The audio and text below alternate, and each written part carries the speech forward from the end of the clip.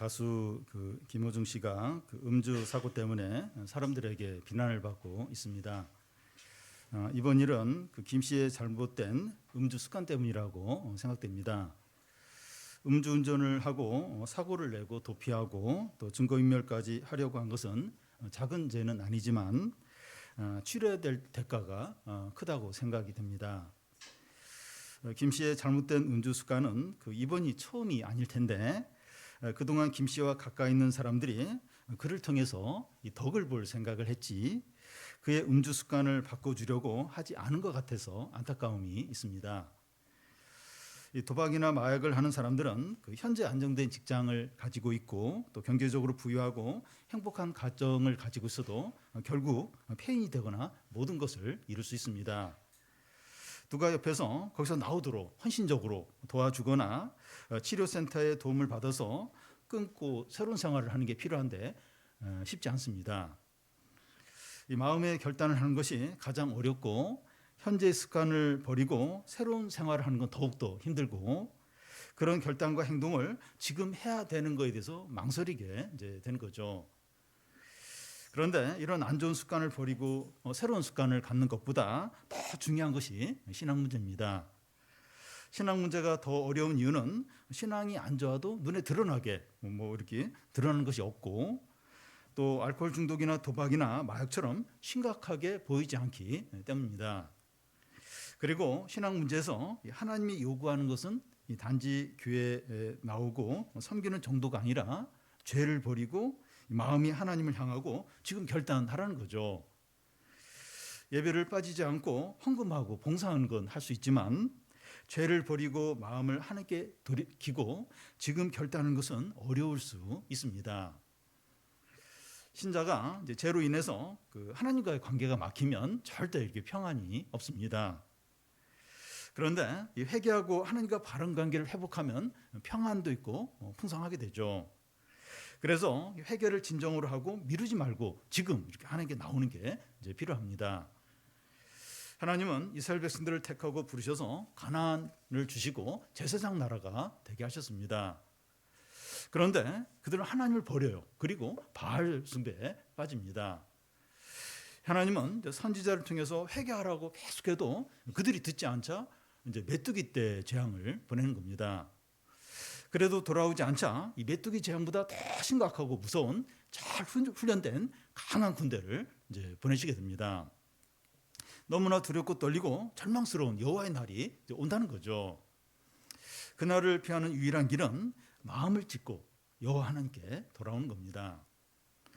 아기부터 나이 든 어른까지 막 결혼한 신랑 신부까지 다 모여서 하나님께 부르짖으라는 겁니다. 모든 백성들이 하나님께 나와 간절히 부르짖을 때 하나님이 어떻게 하십니까? 18절인데 우리 같이 한번 읽겠습니다. 그때 여호와께서 자기 땅을 극진히 사랑하시어 그의 백성을 불쌍히 여기실 것이라. 그때 하는 것은 백성들이 다 모여서 마음을 찢으면서 회개를 하며 부르짖을 때를 말합니다. 이렇게 하는 것이 어려운 일이에요. 절대 쉬운 일이 아닙니다. 그런데 그렇게 할 때 하나님 어떻게 반응을 하십니까? 자기 땅을 극진히 사랑하시는 겁니다. 여기 이제 자기 땅이 나오는데 이 자기 땅이 뭔가 하면 죄로 인하여 황폐화되어 있는 이스라엘 백성들의 어떤 삶, 이스라엘 백성들의 생활을 가리킵니다. 선하고 의롭고 믿음이 좋은 자기 백성이 아닙니다. 이 죄 짓고 범죄하고 망가진 자기 백성이죠. 모든 것을 잃고 망가져서 폐인이 되어서 집으로 돌아오는 탕자와 같습니다. 그런데 하나님은 이런 자기 백성을 극진히 사랑하시는 거예요. 아버지가 탕자의 목을 놨고 기뻐하고 잔치를 벌이는 것과 같습니다. 이것이 이제 자기 땅에서 극진히 이제 사랑하시는 거죠. 이제 그런 의미인데 우리가 돌아올 때 하나님 이렇게 맞아 주신다는 거예요. 자기 땅을 극진히 사랑하시다. 우리가 이제 하나님께 돌아올 때 하나님 이렇게 우리를 맞아 주신다는 거죠. 이 자기 땅을 극진히 사랑하시는 하나님이 그의 백성에게 어떤 식으로 하십니까? 어떻게 하십니까? 불쌍히 여긴다는 거예요. 불쌍히. 하나님이 그의 백성을 불쌍히 여긴다는 것은 그 앞에 그 17절에 제사장이 주의 백성을 불쌍히 여겨주소서 이렇게 기도를 했는데 그 기도에 대한 응답입니다. 이 탕자 같은 이스라엘 백성에게 가장 필요한 게 불쌍히 여겨주는 거죠. 이 공의나 율법이 아니에요. 율법이 아니고 죄를 용서하고 은혜를 베풀고 용납하는 이 궁율, 이게 이제 제일 필요한 거죠. 이렇게 죄 짓고 돌아온 이 탕자에게 제일 필요한 거 이게 궁율, 무조건 이렇게 용서하고 받아주는 궁율이 필요하죠. 우리가 결심하고 하나님께 나갈 때 이 궁율로 이제 대집니다. 그러니까 소망이 있고 또 나아갈 용기가 생기고 확신을 가지고 나가는 거죠. 우리가 이제 하나님께 나가는데 율법과 공의와 옳은 거 이런 걸로 이제 하나님 우리를 이렇게 평가하면 그런 나갈 수도 없죠. 그걸 알면 못 나가죠. 근데 이 궁율로 이제 하나님 받아 주신다는 걸 아니까 소망이 있는 거죠. 확신을 가지고 이렇게 나갈 수 있는 거죠. 우리도 이제 내가 잘한 것이나 남보다 이 나은 것을 의지하는 것이 아니라 오직 이제 궁율만 이제 의지하는 겁니다. 주여 죄인입니다.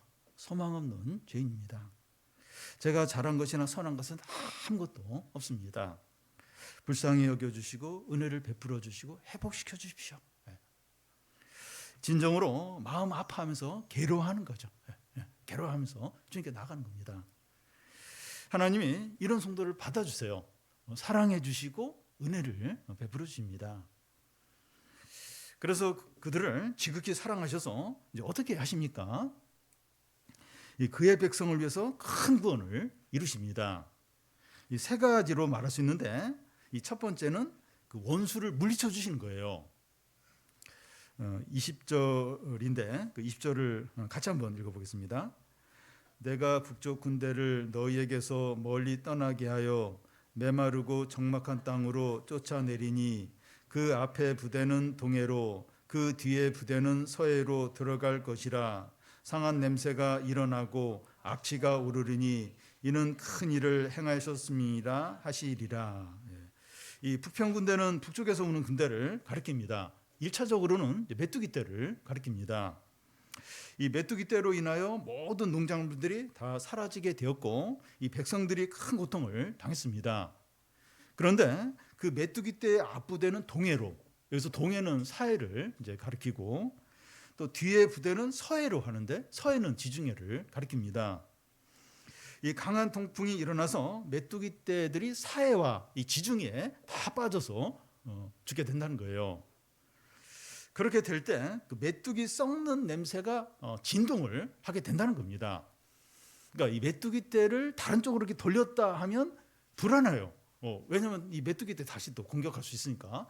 근데 메뚜기 떼가 이 사해와 지중해에 빠져서 썩은 내가 이렇게 진동한다. 이건 이제 완전히 끝난 거죠. 메뚜기 떼가 이제 완전히 이제 끝난 거기 때문에 더 이상 두려워할 게 이제 없게 되는 겁니다. 그런데 여기 북편 군대는 이 아수르 군대와 바벨론 군대를 가리킨다고 이제 볼 수 있습니다. 그들이 한때 이스라엘을 압제하겠지만 메뚜기 떼가 없어지는 것처럼 이들도 사라지게 된다는 겁니다. 19절 이제 끝에 나오는 것처럼 다시는 열국 중에서 욕을 당하지 않게 된다는 거죠. 그러니까 이방 군대의 압제를 받으면서 뭐 수치를 당하거나 모욕을 당하거나 더 이상 그렇게 하지 이제 그렇게 되지 않도록 하나님 하신다는 겁니다. 그런데 그 이스라엘 역사를 한번 이렇게 쭉 보면 이스라엘 백성이 우상 숭배에 빠지면 이방 나라의 압제를 당하게 되고 수치를 당하고 또 백성들이 죽겠다고 부르짖어요. 막 회개하면 하나님이 다시 구원을 이제 해주십니다. 그러니까 이스라엘 역사를 보면 교만해서 우상 숭배에 빠지면 다른 나라 압제를 당하고 또 부르짖으면 구원해주고 이게 순환이 돼요. 이게 계속해서 반복해서 이제 나게 됩니다. 근데 여기 다시는 열국 중에서 욕을 당하지 않게 하겠다 이제 이렇게 하시는데 요에서의 이 말씀을 그럼 어떻게 좀 봐야 됩니까? 여기 분명히 그 열국들의 압제, 수치를 영원히 당하지 않겠다 하는데 사실 이스라엘 역사를 보면 반복해서 교만해서 이렇게 압제당하고 또 회개하면 다시 구원받고 이게 반복이 돼요. 그럼 요에서의 이 말씀 이 열국에서 수치를 영원히 당하지 않게 하겠다. 그리고 이건 뭐 어떻게 봐야 합니까? 이 말씀은 신약 시대 그 예수 그리스도의 십자가 구원을 통해서 이제 성취가 됩니다. 하나님의 백성의 진정한 대적은 사단이죠. 죄의 세력입니다. 그런데 그리스도의 십자가가 사단의 나라를 멸하고 죄의 세력을 꺾어 버립니다. 그래서 그리스도의 십자가를 붙드는 자는 누구나 사단의 지배와 죄의 세력에서 해방이 됩니다. 신자는 죄를 지을 수 있어요. 신자인데, 거듭난 신자인데 죄를 지으면 안 되는데 죄를 지어요. 근데 죄 아래, 죄의 지배 가운데 살지는 않습니다. 그러니까 그 예수 믿기 전에는 죄의 지배 아래 살게 돼요. 가끔씩 선한 일도 해요. 근데 대부분의 경우에 죄 아래서 살아. 이 죄의 세력의 노예로 살아갑니다. 근데 신자는, 그리스도인은 죄를 지어요. 죄를 지을 때가 있어요. 믿지 않을 때처럼. 근데 죄의 지배 아래 죄의 종이 되어서 살지는 않습니다. 그리스도 안에 있는 자에게는 정죄함이 없어요. 그래서 그리스도 안에는 정죄함이 없습니다. 그래서 믿는 자들은 영원한 수치를 당하지 않고 영광 가운데 살게 됩니다. 그러니까 믿는 자인데 그렇지 않고 믿지 않는 사람하고 다를 바가 뭐가 있는 거예요? 가끔씩 막 죄를 짓는 거예요. 근데 그리스도 안에 있는 자에게는 정죄함이 없어요. 그리고 영원한 수치를 당하지 않습니다. 영광 가운데 이제 사는 자들이죠. 하나님께서 지극히 사랑하셔서 큰 구원을 베푸시는데 이 두 번째는 그의 백성을 다시 회복을 시키신다는 거예요. 그러니까 지극히 사랑하시는데 그 어떤 식으로 사랑하시느냐? 그의 백성을 다시 회복을 이제 시키신다는 겁니다. 19절 중간까지 보면 여호와께서 그들에게 응답하여 이르시기를 내가 너희에게 곡식과 새 포도주와 기름을 주리니 너희가 이로 말미암아 흡족하리라. 이 곡식과 새 포도주와 기름을 주어서 흡족하게 할 것이라고 합니다.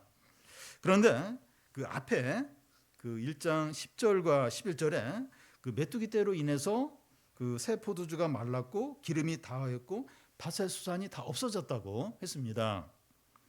이제 그런 상태에서 백성들이 회개하면서 그 2장 14절에 보면 하나님이 복을 내리셔서 우리로 하여금 소재와 전제를 다시 드리게 하실 수 있지 않을까? 그랬으면 좋겠다. 이런 기도를 이제 했습니다. 그런데 그 기도의 응답으로 곡식과 새 포도주와 기름이 풍족하게 된 겁니다. 물질적으로 풍성하게 된 겁니다. 그러니까 이렇게 하나님이 이렇게 그의 백성을 이제 회개하고 돌아올 때 회복시켜 주시는데 영적으로만 영혼만 이렇게 회복시켜 주는 것이 아니라 물질적으로도 풍성하게 그걸 막 구하고 막 그걸 집착하고 그렇게 하지 않아도 하나님이 이렇게 물질적인 이런 부분까지 책임져 주신다는 겁니다. 그뿐만 아니라 그 24절에서 26절까지 보면 더 이런 부분을 이렇게 회복시켜 주실 것을 말씀하시는데 24절에서 26절까지 한 절씩 교대로 읽겠습니다. 마당에는 밀이 가득하고 독에는 새 포도주와 기름이 넘치리로다.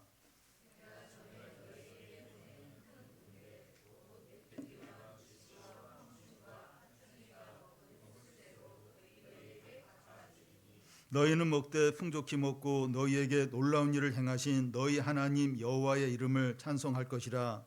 내 백성이 영원히 수치를 당하지 아니하리로다. 예. 밀은 이제 곡식 중에서 가장 좋은 거죠. 여러 곡식들이 있는데 오늘날도 그런 것 같아요. 여러 곡식들이 있는데 밀 가지고 빵도 만들고 여러 가지 밀, 맥주도 만들기도 하고. 그러니까 밀이 특히 유럽이나 서양에서는 밀이 제일 중요한 이제 곡식입니다. 그런데 그 밀이 이제 가득하게 이제 된다는 거예요.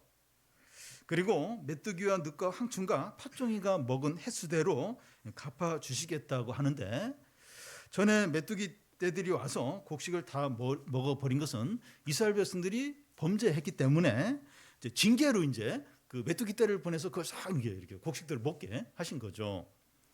그래서 하나님이 갚아주지 않아도 돼요. 왜냐하면 죄를 져가지고 징계로 이제 메뚜기 떼 보내서 그 곡식을 다 먹어 치운 거니까 하나님이 갚아줄 그 이유는 없습니다.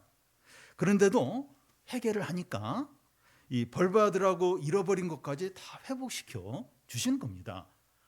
이거 벌받으면서 하나님 빼앗아 간 거기 때문에 안 갚아줘도 돼요. 근데 백성들이 회개하고 돌아오니까 벌받을 때 빼앗긴 거 다 계산해서 다 갚아주시는 겁니다. 하나님은 이런 분이십니다. 우리가 마음을 바꿔 돌아오기만 하면 탕자에게 하셨던 것처럼 아낌없이 다 회복을 시켜주십니다. 하나님은 이렇게 풍족하고 넘치고 아낌이 없는 분이세요. 하나님의 은혜와 사랑과 긍휼은 끝이 없고 무한하고 넘칩니다. 우리가 마음을 바꿔 나아가고 우리를 낮추고 또 간절히 구하기만 하면 아낌없이 풍성하게 베풀어 주십니다. 우리는 자꾸 하나님을 내 중심으로 나도 이렇게 속이 좁으니까 하나님도 그런 것처럼 전혀 그렇지 않습니다. 그래서 시편 기자는 여호와의 인자함은 무한하다. 여호와의 선하심을 맛보아 알지니라 그 얘기를 반복해서 사람들이 모른다는 거예요. 하나님의 은혜와 사랑은 태평양처럼 넓은데 이렇게 발목 정도 되는 거 물가에 와서 하나님의 은혜는 이 정도구나, 발목 정도구나 이러면서 그냥 그걸로 만족하고 돌아간다는 거예요. 태평 우주. 우리는 이제 꽃에 관심 있는 사람은 꽃을 한 100종류만 만들어도 될 것 같아요. 그래도 많잖아요. 100종류 세기도 어렵고. 근데 수십만 종 이름도 모르는 그렇게 하나님은 그렇게 풍성하시죠. 그리고 이제 하나님은 우리가 이렇게 농사 짓는 분들은 우리 밭에나 좀 이렇게 밭 같은 데만 비를 내리시면 좋을 것 같은데 전혀 사람이 살지 않는 그 깊은 산 속에도 엄청나게 이제 비를 내리시고 또 거기에 식물들이 자라게 하시고 또 우리가 전혀 모르는 동물들도 이렇게 살 수 있도록 하나님의 은혜와 사랑과 인자는 무한해 넘친다는 겁니다.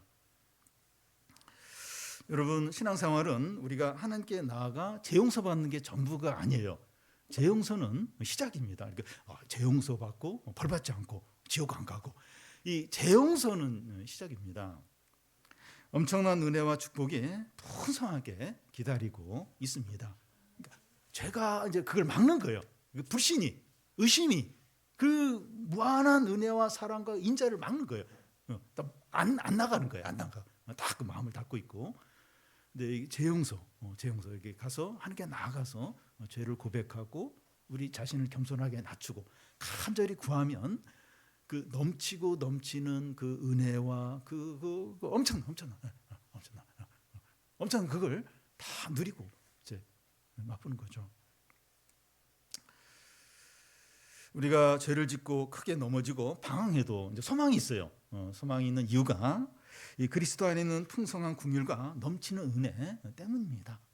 그냥 회개하면 다 이렇게 다 받아줘요. 다 받아요. 탕자를 받아준 것처럼. 그리고 그 은혜, 그 사랑이 인자가 넘칩니다.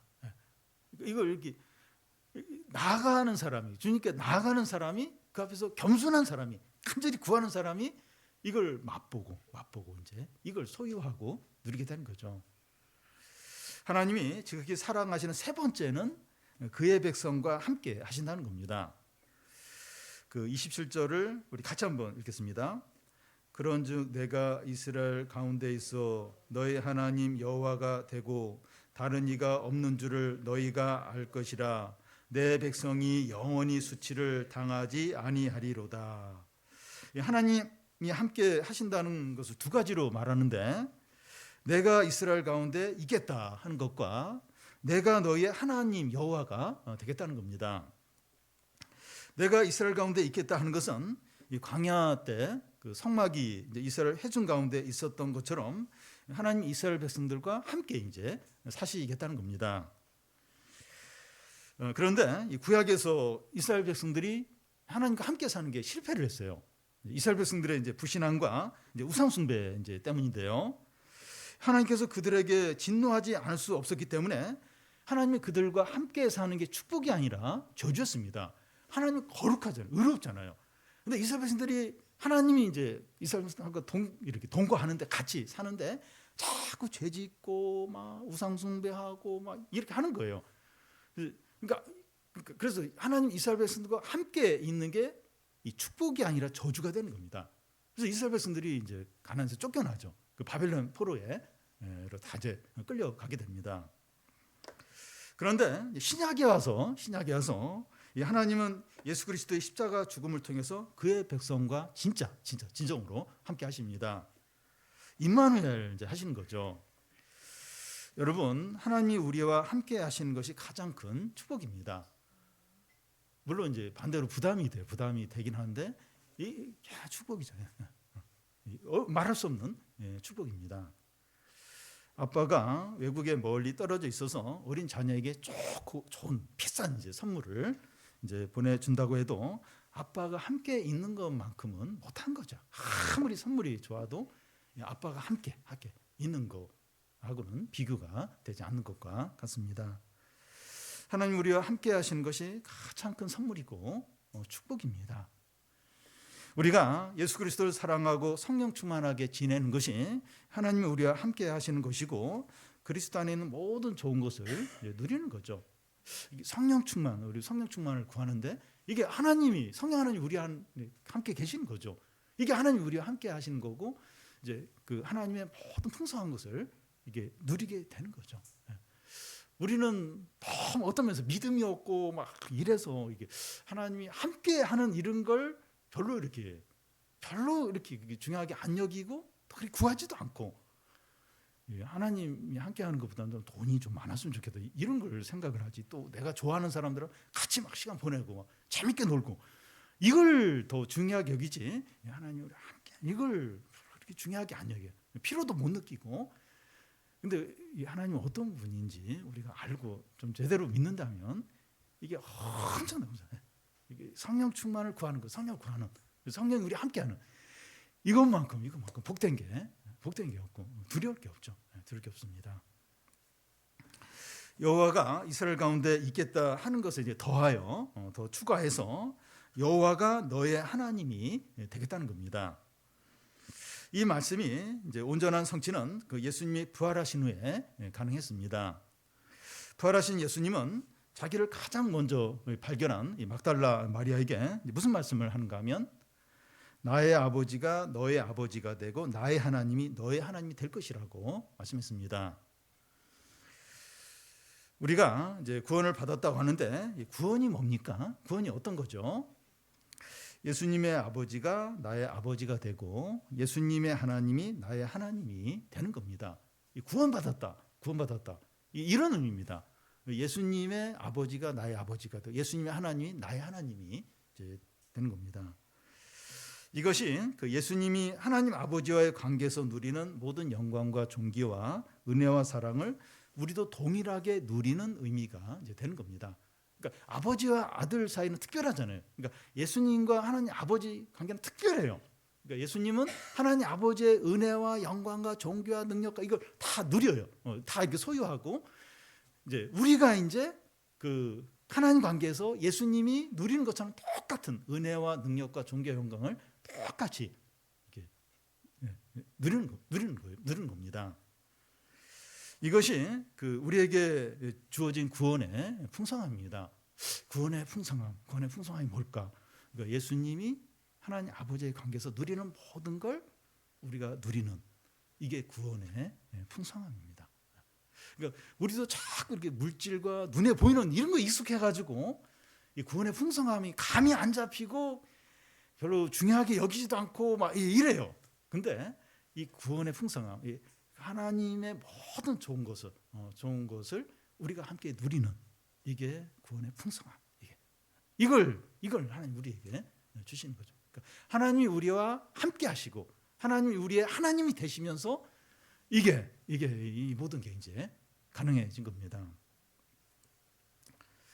우리가 마음을 바꿔서 겸손히 하나님께 돌아올 때 하나님이 우리와 함께 하시고 하나님이 우리의 하나님이 되시는 구원의 풍성함을 누리게 됩니다. 이게 마음을 이렇게 바꿔서 이렇게 하나님께 돌아오는 거 이게 사실은 어렵습니다. 우리가 이렇게 예배드리러 나왔는데 몸은 왔지만 마음은 하나님께 안 돌아올 수 있어요. 목사가 이렇게 설교를 하면서도 마음이 하나님께 안 향해 있을 수가 있습니다. 저도 그런 걸 느껴요. 이렇게 말씀을 전하면서도 내 마음이 이렇게 하나님께 향해 있지 않다, 이걸 느낄 때가 있습니다. 근데 이렇게 마음을 바꾸어서 하나님께 돌아오는 거, 지금 그래 돌아와서 이렇게 하나님을, 나의 하나님, 하나님, 그리고 하나님이 나와 함께 하심을 이렇게 구하고 그럴 때 이 어떤 구원의 풍성함이 누려지는 겁니다. 엄청 은혜와 어떤 축복이 누려지는 거죠. 탕자가 집으로 돌아왔을 때 아버지의 모든 것을 다시 누리게 된 것처럼 우리가 하나님의 모든 좋은 것을 풍성하게 누린 겁니다. 그래서 지금 마음을 바꿔서 이 하나님께 돌아오는 거 얼마나. 그러니까 우리가 이제 개인적으로 이제 성경을 읽고 기도할 때도 마찬가지예요.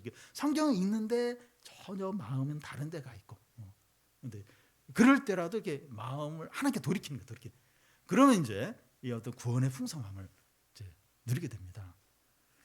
그러면 하나님의 놀라운 구원에 대한 이 자연과 이 백성들이 어떻게 반응을 해야 하느냐 하는 겁니다. 먼저 이 땅과 들짐승들에게 명령하는 게 있는데 그 21절, 22절인데요. 한 절씩 교대를 읽겠습니다. 땅이여 두려워하지 말고 기뻐하며 즐거워할지어다. 여호와께서 큰 일을 행하셨음이로다.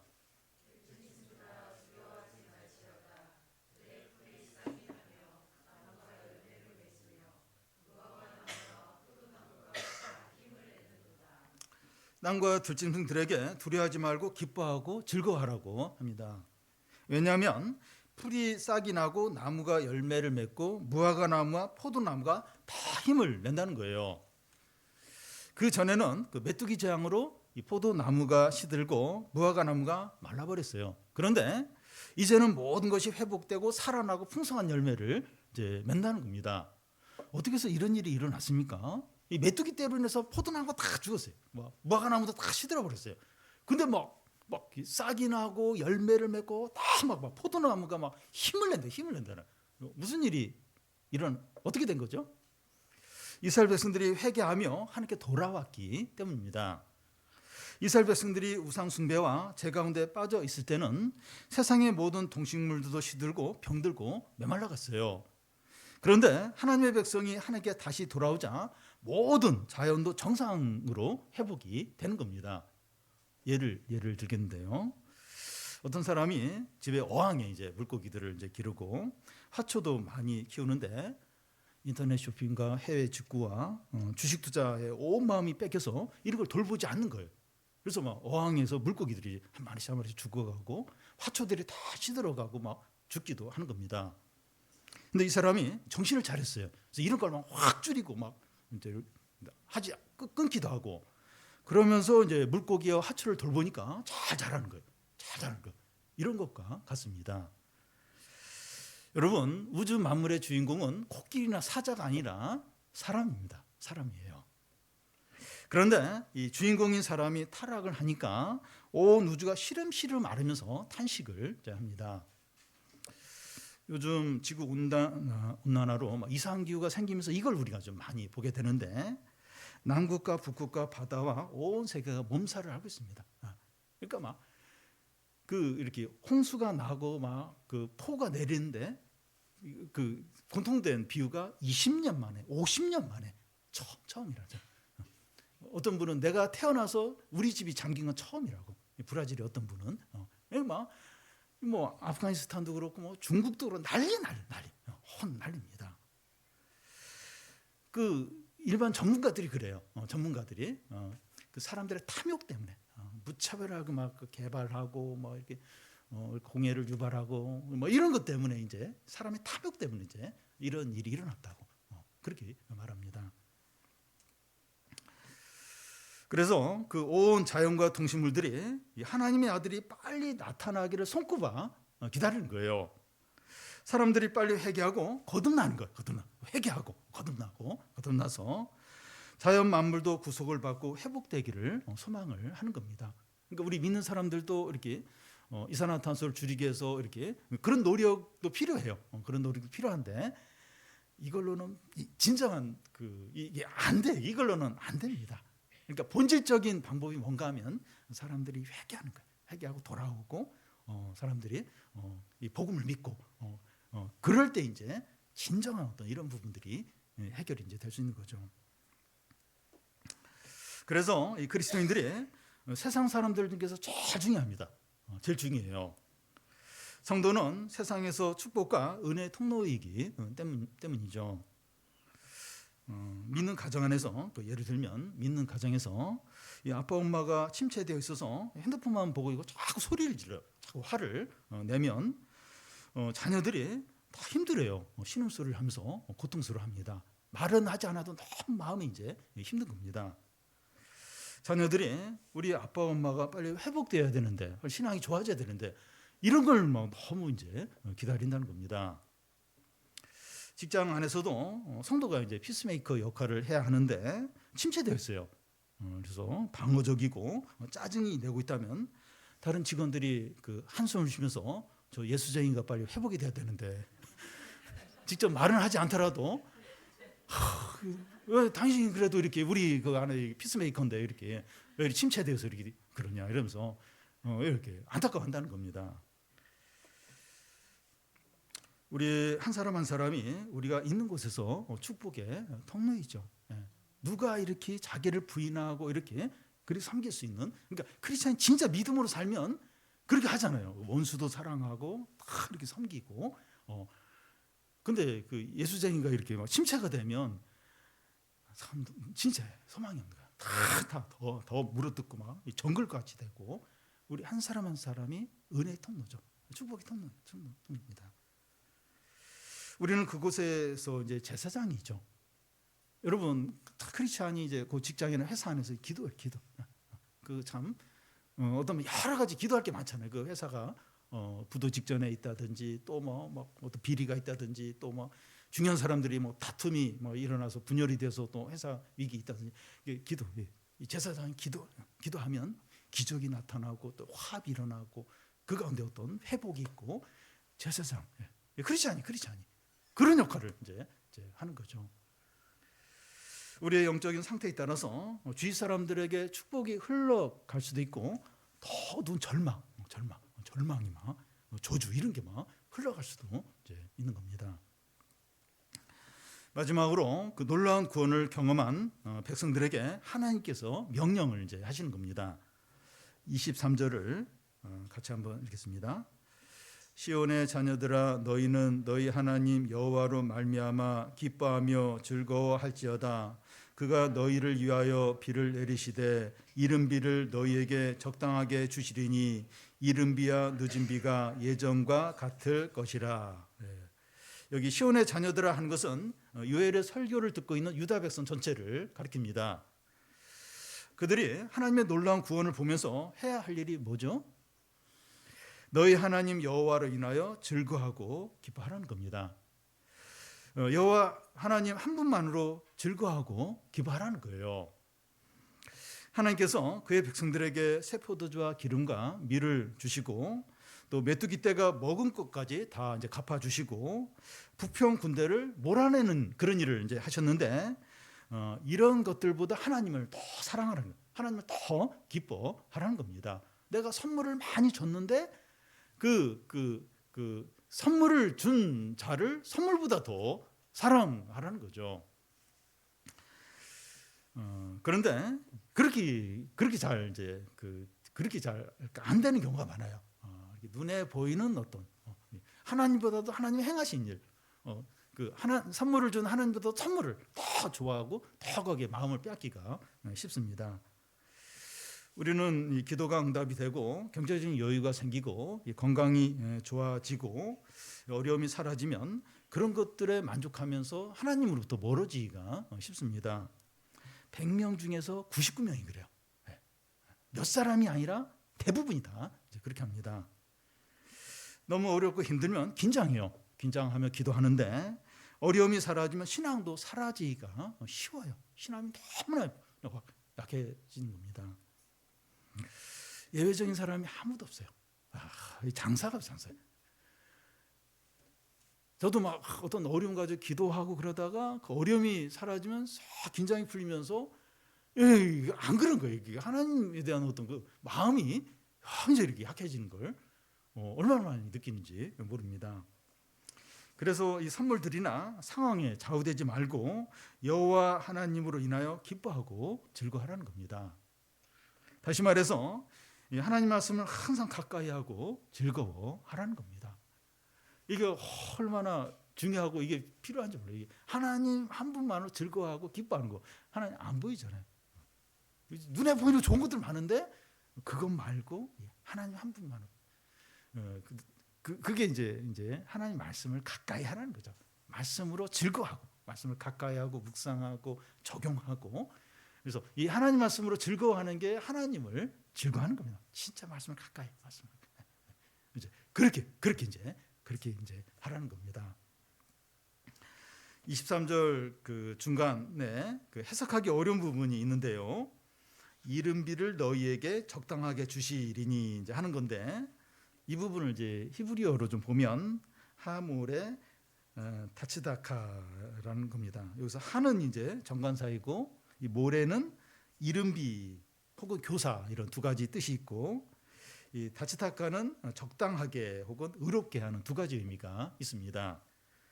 한글 성경에는 그 이른비를 적당히 주신다 이렇게 했는데 이 다른 성경에 보면 의의 교사를 주시리니 이런 식으로 되어 있는 성경도 있습니다. 의의 교사를 주시리니 하는 것으로 보는 것도 더 좋은 것 같아요. 의의 교사란 사람들을 가르쳐 의롭게 하는 교사를 가리킵니다. 의의 교사의 궁극적인 의의 교사는 궁극적으로 이제 예수 그리스도를 이제 가리킵니다. 여기서는 의의 교사이신 예수 그리스도의 처음 온 것, 초임을 예언하는 말씀으로 볼 수 있습니다. 그러니까 의의 교사를 보내리니, 의의 교사를 주시리니 하는 것은 그 예수 그리스도가 처음 이제 이 땅에 오시는 그걸 예언하는 것으로 이제 볼 수 있습니다. 그렇게 볼 수 있는 이유가 오늘 본문 말씀 다음이 그 유명한 그 노인에게 남녀 종에게 이제 성령을 막 부어 주시는 그 예언이 이제 바로 나오는데 그러니까 예수님이 이렇게 오시고 나서 그 다음에 성령이 부어지는 거죠. 사도행전에 이제 예수님 오신 후에 사람들에게 이제 성령이 부어지는 그 말씀이 이제 이렇게 나옵니다. 이 시간 우리가 살펴본 이 구원의 모든 풍성한 은혜들이 언제 이제 온전히 성취되는가 하면 예수 그리스도의 오심과 성령의 부으심을 이제 통해서입니다. 하나님의 모든 축복과 은혜와 구원의 풍성함이 예수님의 오심과 성령의 부으심을 통해서 우리에게 주어집니다. 그러니까 우리가 사는 이 시대 예수님 오셨잖아요. 성령이 이미 부어졌잖아요. 지금 이제 지금 우리 오늘 살펴본 이 모든 축복들, 이 하나 구원의 풍성함이 이제 우리가 사는 이 시대에 이제 주어진 겁니다. 우리가 지금 예수님 이름을 의지해서 그 마음을 찢으며 간절히 나아갈 때 성령을 통해서 구원의 모든 풍성함을 누리게 됩니다.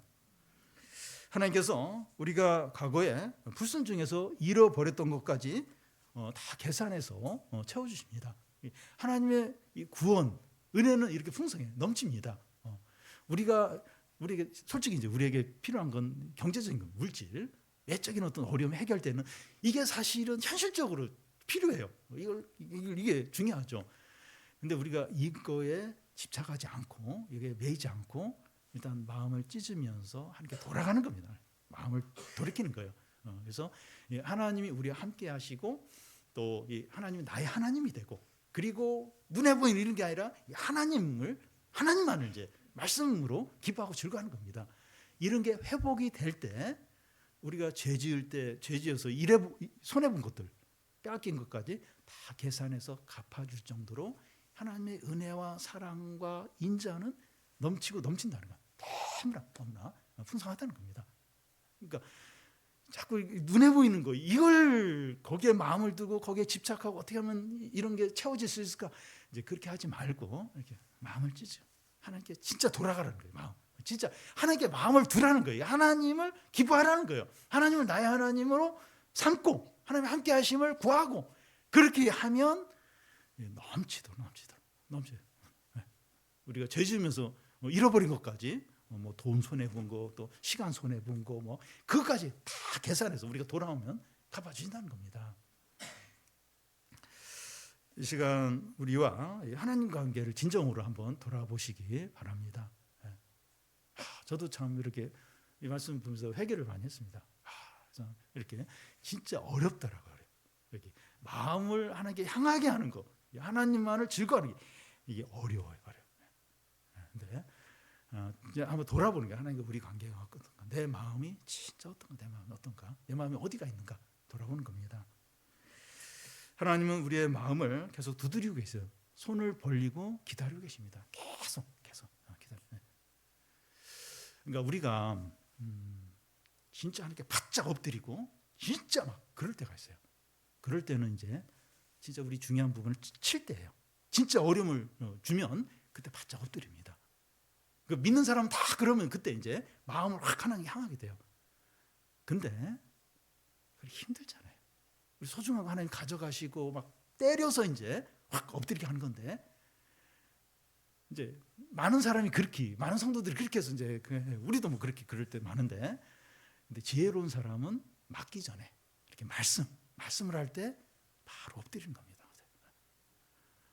근데 이렇게 신앙생활을 처음 할 때는 겁이 좀 있고 두려워하는데, 신앙생활 10년, 20년 되고 말씀을 많이 알면 간이 부어요. 간이 부어가지고 겁을 안 냅니다. 겁을 안 내. 사역자가 간이 제일 많이 부을 가능성이, 제가 간이 제일 겁이 없어져요. 하나님께 맞으면 굉장히 아파요. 진짜 아픕니다. 안 맞아야 돼. 그러니까 저를 비롯해서 우리가 좀 이렇게 하나님 말씀하실 때 바로 이렇게 마음을 찢으면서 마음을 향하는 겁니다. 우리 좀 어려움들 많잖아요. 우리 피로들 많고 우리 할 수 있는 건 없고 너무 힘들잖아요. 그러니까 이제 하나님께 나아가는 거다. 이 구원의 풍성함 막 넘쳐도 이거 우리 필요하지 않습니까? 물질도 필요하고 외적인 거 그거 다 준다는 거다. 우리 좀 이 시간 우리 자신을 돌아보면서 좀 마음을 찢고 지금 미루지 말고 지금 하나님께 나아가서 하나님 좀 회복시켜 주시고 또 하나님이 또 이렇게 채워주시고 그런 풍성한 은혜 경험하고 누리게 되기를 바랍니다.